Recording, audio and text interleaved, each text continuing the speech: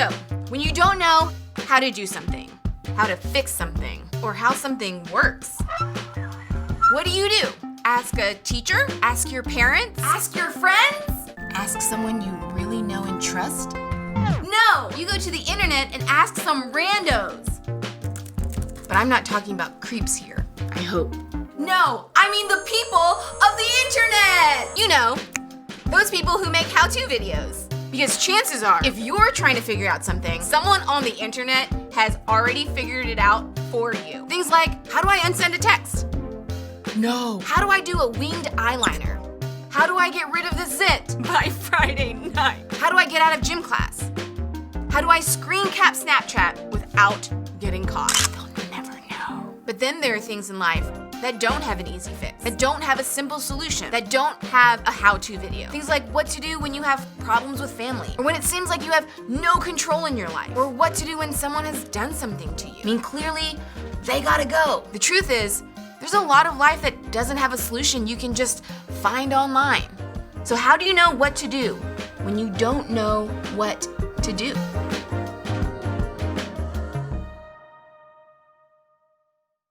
What's up, NorthPark students? Hope y'all are having a great day. Happy Wednesday to you all. I hope y'all are having an incredible day. I gotta ask you a question. How many of you overuse emojis when you text? How many of y'all overuse emojis? Like, I get it. We all have that friend, right, who feels like no text is complete without 6 emojis at the end. Or maybe they've moved on to like GIFs and they send like the 2-second video clip of Beyonce instead of actually communicating to you, right? When it comes to texting, I get it. Like, too much is too much.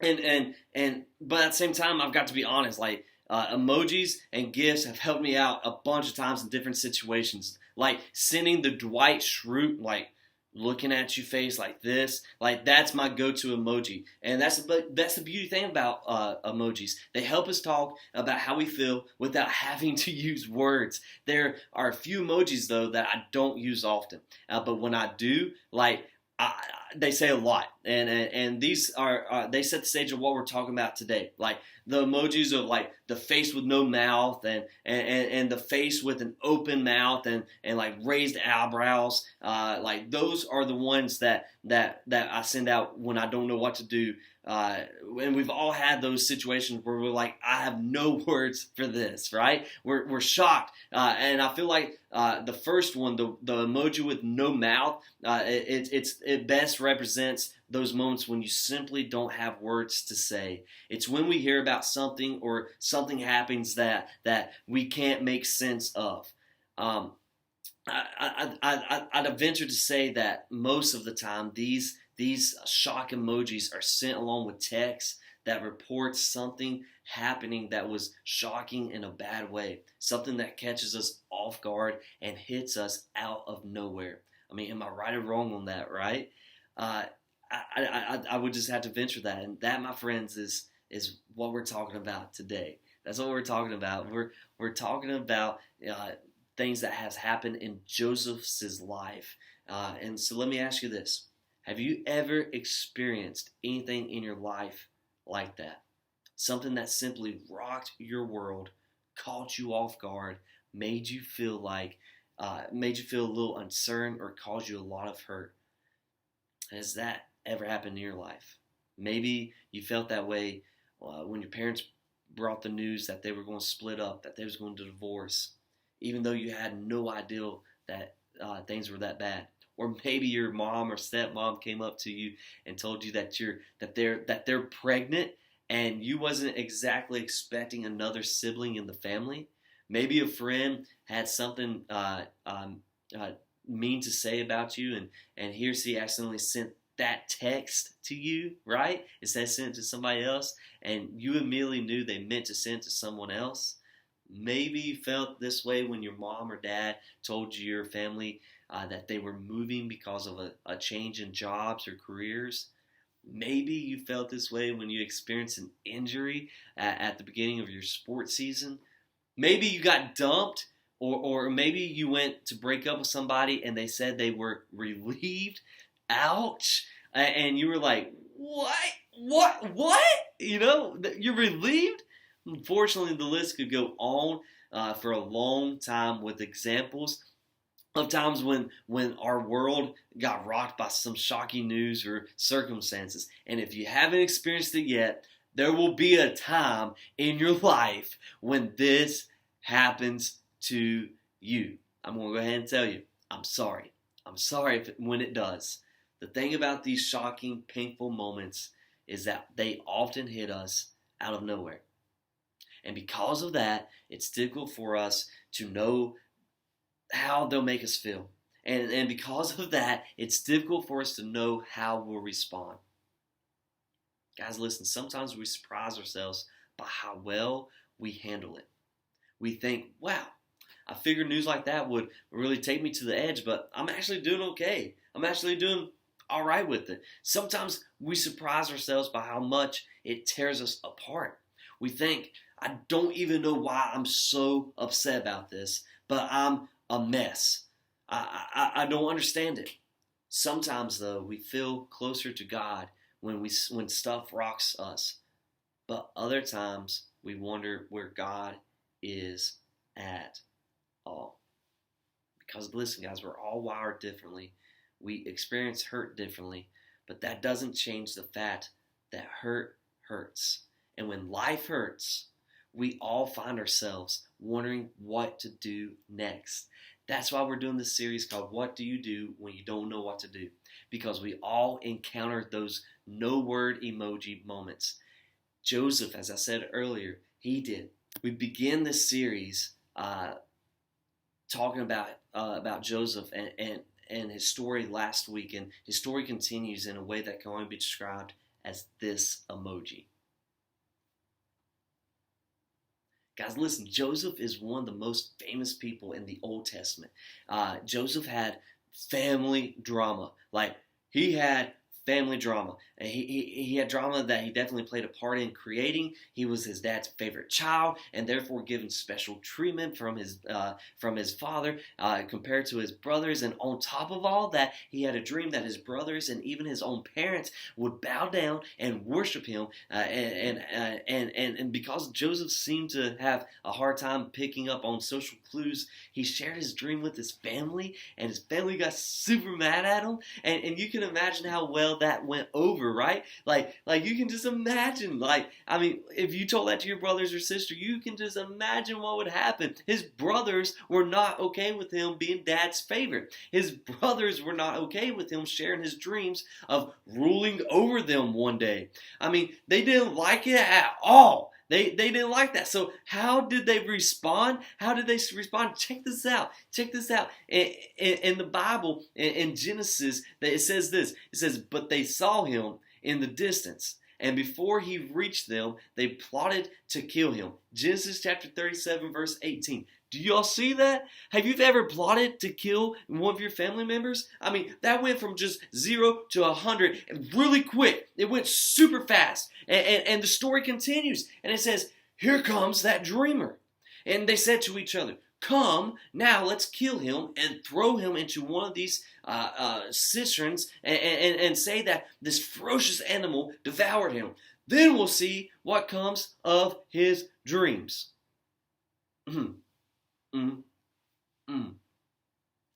Listen, guys, despite his anger towards Joseph, one of his brothers actually had a conscience in the moment. When Reuben heard this, he tried to rescue him from their hands. He said, let's not take his life.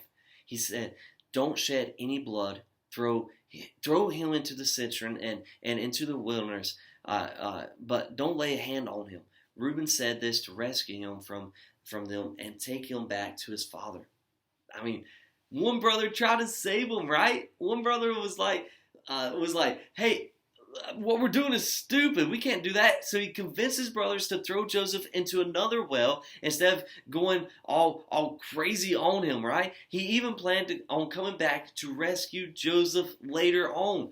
The brothers listened to Reuben, and when he approached, they ripped off his special coat that his father had given him, and they threw him into the well. And here's where it gets crazy, right? If Joseph had a phone, this is this is when he would have texted his best friend. He would probably send a message similar to this. He would have said, when your brothers tear up your jacket and throw you into a well. But they're still not done with him. Like, listen to what they do next. Like, this is crazy. They notice a caravan of traders approaching, and Judah, one of Joseph's many brothers, suggests. They said, hey, they suggest that they sell Joseph to these traders, and after all, selling Joseph to a group of people who would most likely make him a slave is much better than murdering him, right? I mean, like, that's what they thought. That was going on through these guys' minds. So that's exactly what they did. And they dip Joseph's coat in the blood of a wild animal. They take it to their father, and they tell him that Joseph was attacked and he was killed by an animal. And it was the perfect cover story. It was the perfect cover story for them. And they go on and say this. They say they took the ornate robe back to their father, and they said, "We found this. Examine it to see whether it's your son's robe." The last line tells us everything we need to know about the whole situation. The brothers obviously knew that the coat belonged to Joseph. They brought it up to their dad. They knew that he would notice that was Joseph's coat. Listen, guys, they was mad about it. They didn't call it Joseph's robe. They didn't call it our brother's robe. They said, examine this and see if this is your son's robe. Guys, that's just a bunch of jealous jerks. You simply can't imagine the fear, despair, uncertainty, anger, and hurt that Joseph felt. Betrayed by his own brothers, his own flesh and blood, sold into the very real slavery by the brothers he grew up with. The message being sent was loud and clear. We're all better off without you. I mean, what would you even do? How do you get yourself unsold? This was clearly a what to do when you don't know what to do moment. Our stories are different than Joseph's, but we will all experience some kind of pain.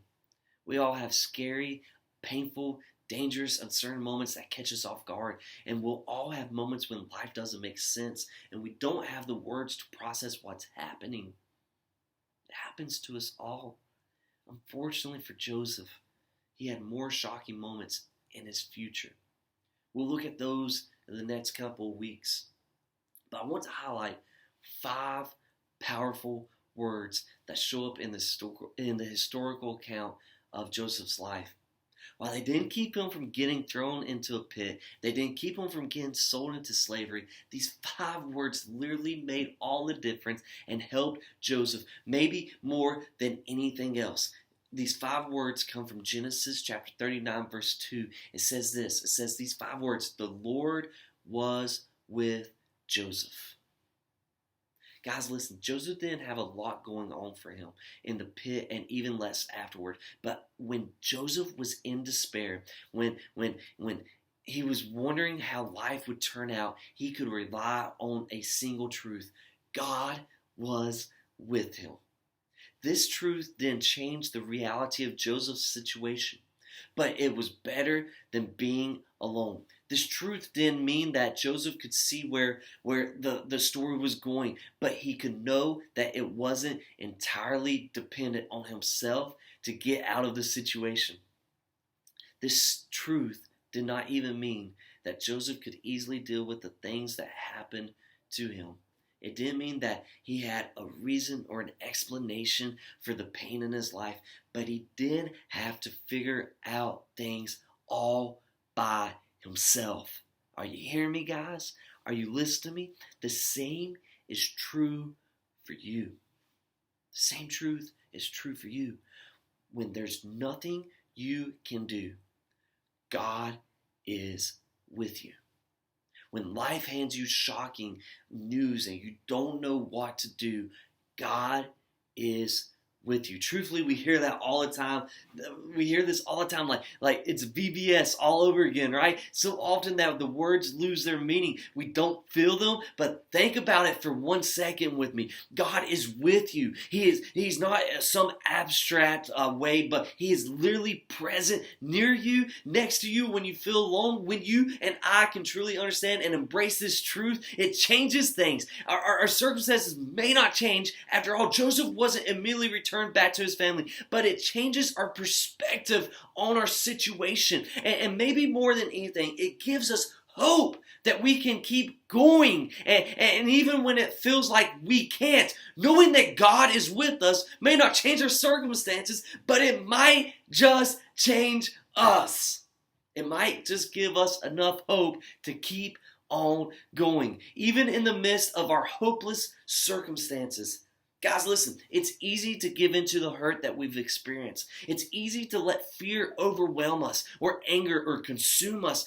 We have a lot of reasons to let difficult and sometimes unfair situations get the last word. But when we know that God is with us, the uncertainty of life doesn't get the last word. God gets the last word. He gets it.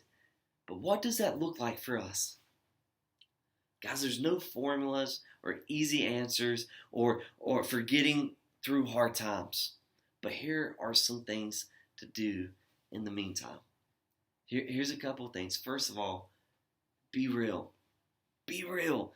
Feel your feelings. Not everyone will experience incredible luck in life, but everyone will go through tough times and pain. And all throughout the Bible, people went through difficulties, and there were many accounts of them being real and honest with God about their struggles. And there are no cliches to make about the hard times, how they'll go away. And our jobs isn't just to suck it up and act like everything's okay. If we believe that God is with us, then we should know that God is more than okay with our honest questions about our doubts and about our fears. Secondly, remind yourself and each other that God is with you. Here's a spoiler alert for you. Things eventually did work out for Joseph. But we know that because we can read the whole story in the Bible. We can read ahead. But when Joseph was in it, like he didn't know how it was going to turn out. He had no clue. There was no spoiler alerts for him. All he could do was face another day wondering how things were going to turn out for him. But he held on to one thing, that God was with him. In moments when life is the toughest, that's when this reminder is so important for us.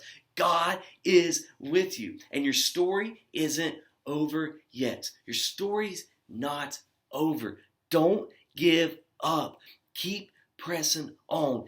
Keep going. Our life will be full of moments when we don't know what to do about our pain. And as you head out, as you get ready to go out into life tonight, I want you to know that's exactly why we have adult leaders and we have people in our church that are here for you. We want to insert the shocked face emoji a lot of times. In those moments, nobody wants to be alone, and it's important to know that when you don't know what to do, God is with you. And so we are here too. So is your group leaders, your small groups. We won't give you hope when you feel hopeless. It won't make the difficult circumstances go away, but you will have something to count on.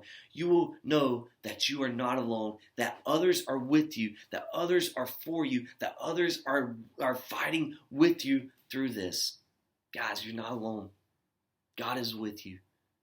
Even when you don't feel like He's with you. He's there. So guys, as we head out tonight, I just want to say a prayer for you. If you're feeling lost, if you're feeling overwhelmed, if you're feeling hurt, broke, whatever, let me pray with you.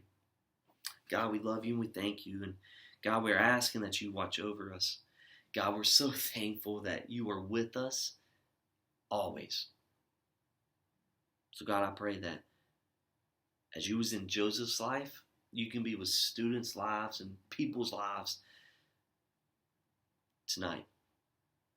God, I pray that if anyone's going through some hurts, some hang-ups, some things that are just too hard to handle right now, God, I just pray that they can reach out to you.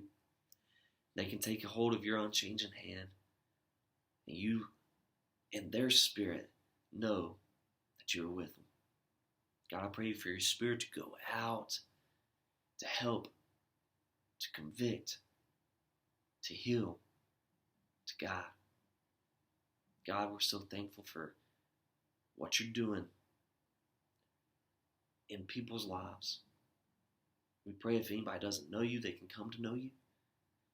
If people haven't been walking right with you, they can walk right with you. God, we pray all these things in your Son's holy name.